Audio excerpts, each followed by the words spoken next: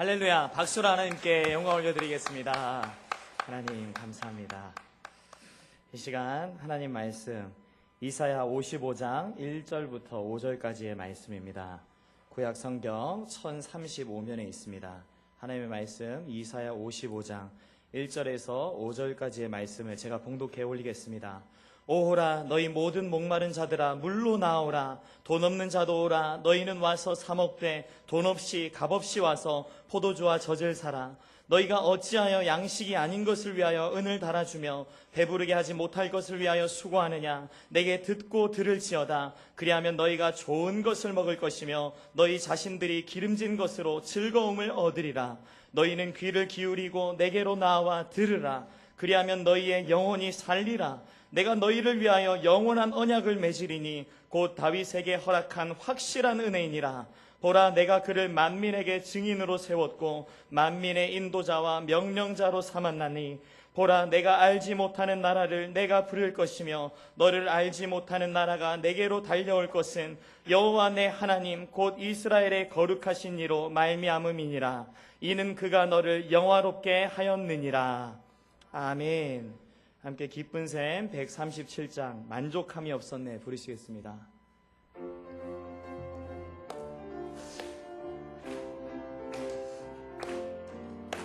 사람을 보며 세상을 볼 때 만족함이 없었네. 나의 하나님 그분을 볼 때 나는 만족하였네. 저기 빛나는 태양을 보라. 또 저기 서 있는 산을 보아라. 천지 지으신 우리 여호와 나를 사랑하시니 나의 하나님 한 분만으로 나는 만족하겠네. 사람을 보며 세상을 볼 때 만족함이 없었네. 나의 하나님 그분을 뵐 때 나는 만족하였네. 동남풍아 불어라. 서북풍아 불어라. 가시밭에 백합화 예수 향기 달리니 할렐루야 아멘.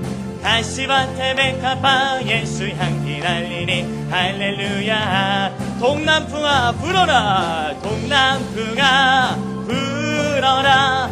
서북풍아 불어라. 가시밭에 백합화 예수 향기 달리니 할렐루야 아멘. 가시밭에 백합화 예수 향기 달리니 할렐루야 아멘. 할렐루야 아멘. 잠깐 기도하시겠습니다.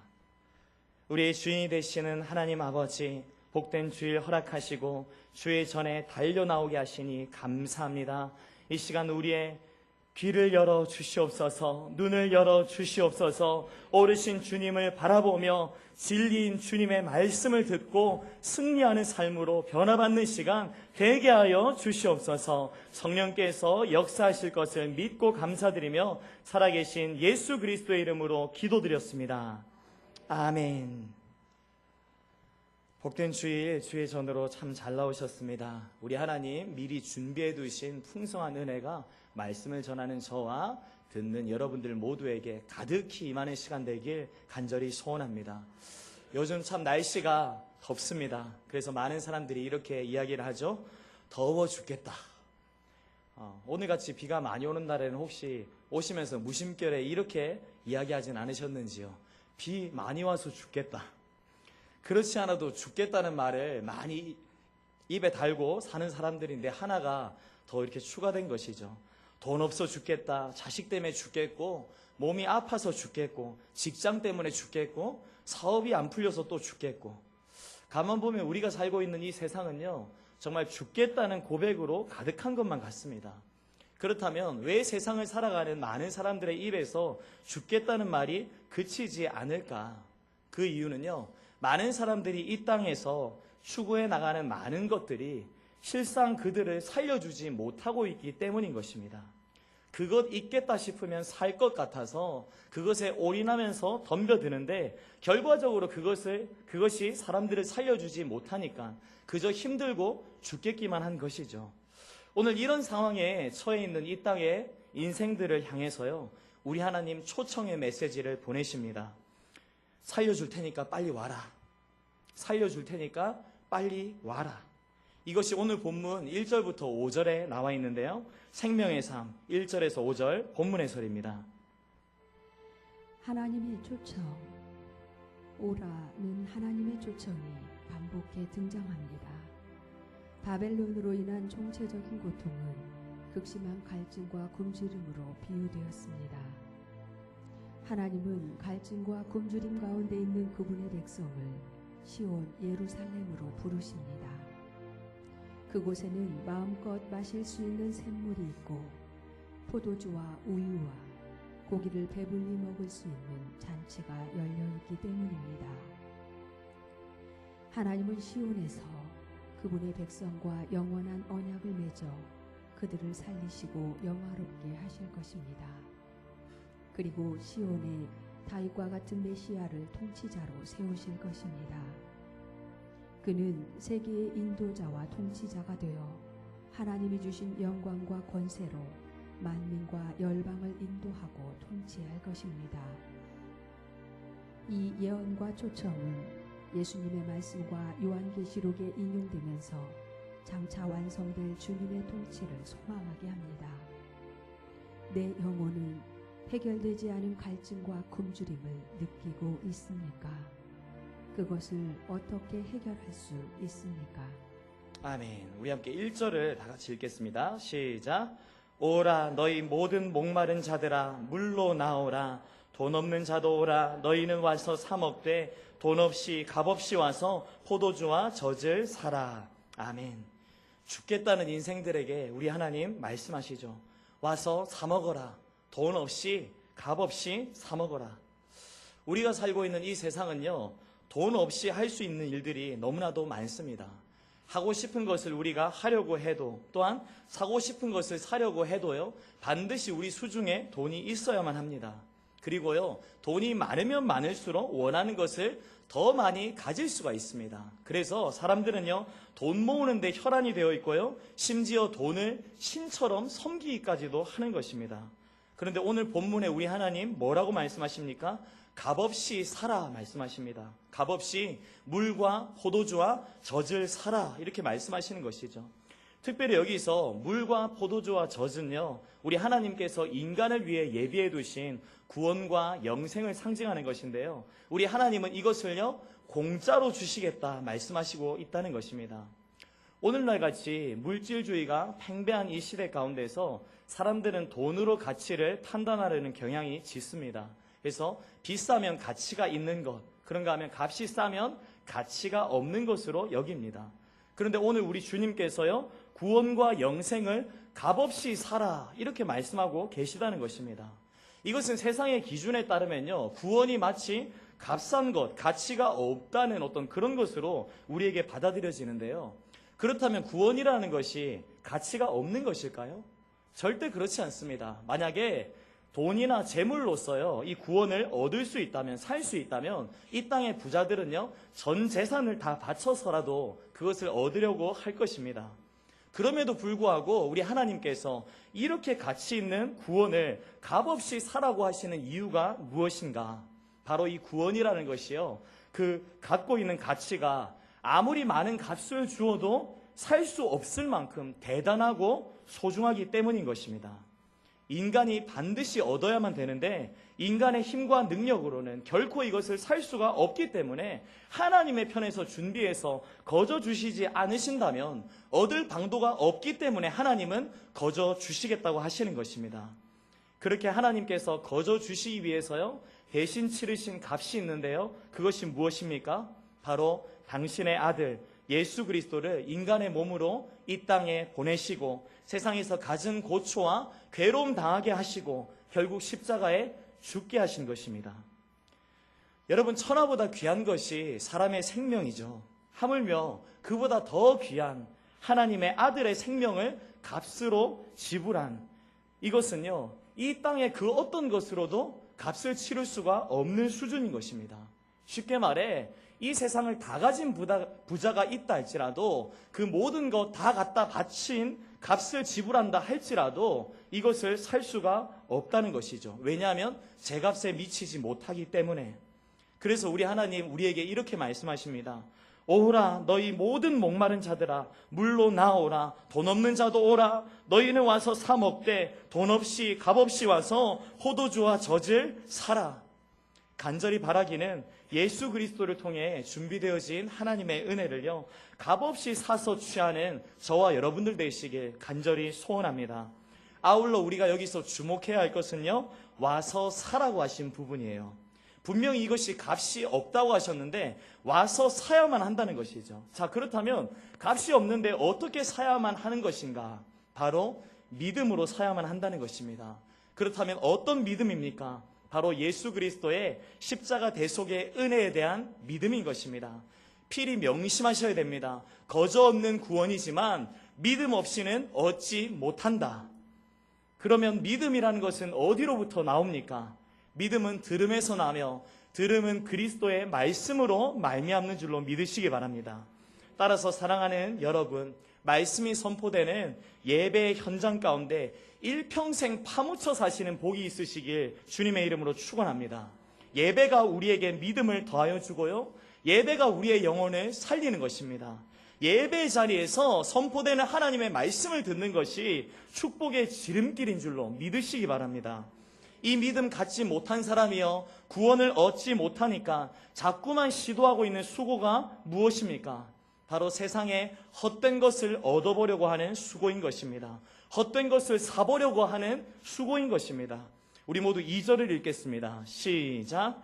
너희가 어찌하여 양식이 아닌 것을 위하여 은을 달아주며 배부르게 하지 못할 것을 위하여 수고하느냐? 내게 듣고 들을지어다. 그리하면 너희가 좋은 것을 먹을 것이며 너희 자신들이 기름진 것으로 즐거움을 얻으리라. 아멘. 믿음으로 구원을 얻지 못한 사람들이요, 어떤 수고를 한다고 하는가 하니까 양식이 아닌 것을 위하여 은을 지불하는 수고를 한다는 것입니다. 얼마나 어리석습니까? 그 값을 주고 물을 사고 포도주를 사고 젖을 사야 되는데 그 비싼 은을 주면서요, 양식이 아닌 것, 배가 불러지지 않는 것을 산다는 것이죠. 얼마나 안타깝습니까? 우리 하나님 주신 구원의 은혜를 마음껏 누리지 못하니까 영혼의 만족은 주어지지 않고, 그래서 세상 가운데서 헛된 우상 섬기며 만족을 얻어보려고 하죠. 그런가 하면 부나 권력을 추구하는 그 일에 집착하면서 거기에 온 열정과 수고를 갖다 바치는 것입니다. 그런데 참으로 비참한 것이 무엇입니까? 그걸 얻으려 애쓰면 애쓸수록, 수고하면 수고할수록 더 갈증만 난다는 것입니다. 이처럼 인간에게서 비롯되어진 어떤 수고와 노력으로는요, 영혼의 참 만족이라는 것이 주어질 수가 없는 것입니다.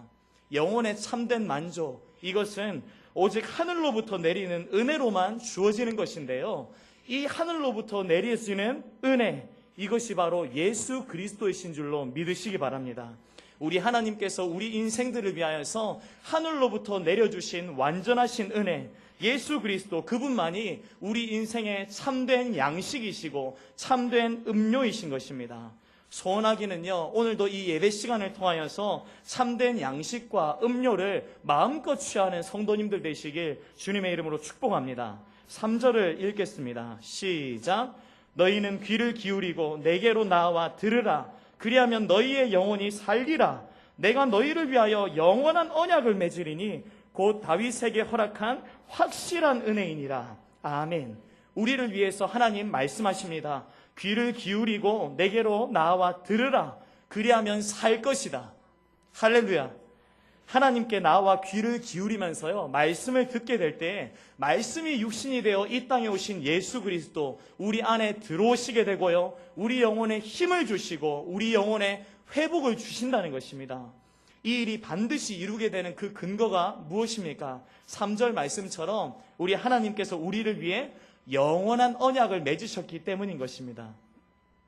성경에 나타나는 하나님과 백성들과의 관계는요, 언약으로 맺어진 관계입니다. 그래서 출애굽한 이후에 이스라엘 백성들을 시내산으로 불러 모으시고 하나님께서는 그들에게 계명을 주세요. 그리고 그 계명들을 약속 삼아서 나는 너희의 하나님, 너희는 내 백성, 이렇게 선언하셨던 것입니다.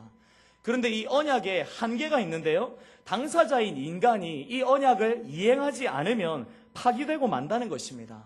그래서 우리 하나님께서는요, 인간들이 이 언약을 파기할 때마다 인간들을 징계하셨고요, 그럼에도 불구하고 인간들을 포기하지 않으셨기 때문에 언약 파기될 때마다 언약을 갱신해서 새롭게 다시 주시곤 하셨다는 것입니다. 그런데요, 지금 주시겠다는 이 언약은 이전과는 완전히 차원이 다른 언약인 것입니다. 하나님을 거역하면서 불순종했던 까닭에 하나님께 버림받았던 사울의 경우와 다른 사무엘하 7장에서 다윗에게 주셨던 언약인데요, 그 나라와 후대가 하나님의 보호와 은혜 아래서 영구하게 될 것이라는 약속, 그것의 성취로서 주어진 언약인 것입니다.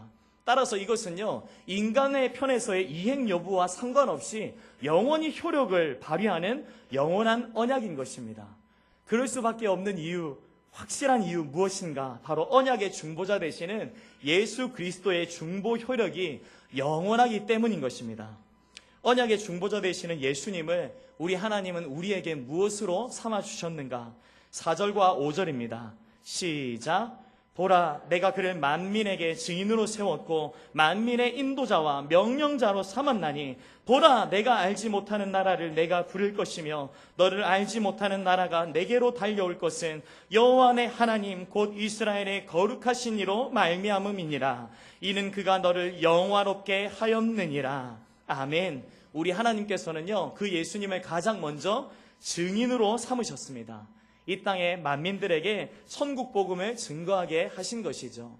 그리고 예수 그리스도 증거하신 천국 복음을 듣고 하나님의 백성된 저와 여러분들의 인도자로 또한 삼아 주셨다는 것입니다. 오늘도 그분이 우리의 인도자 되시기 때문에 예배 자리에서 그분의 말씀에 귀를 기울이고 있는 줄로 믿습니다.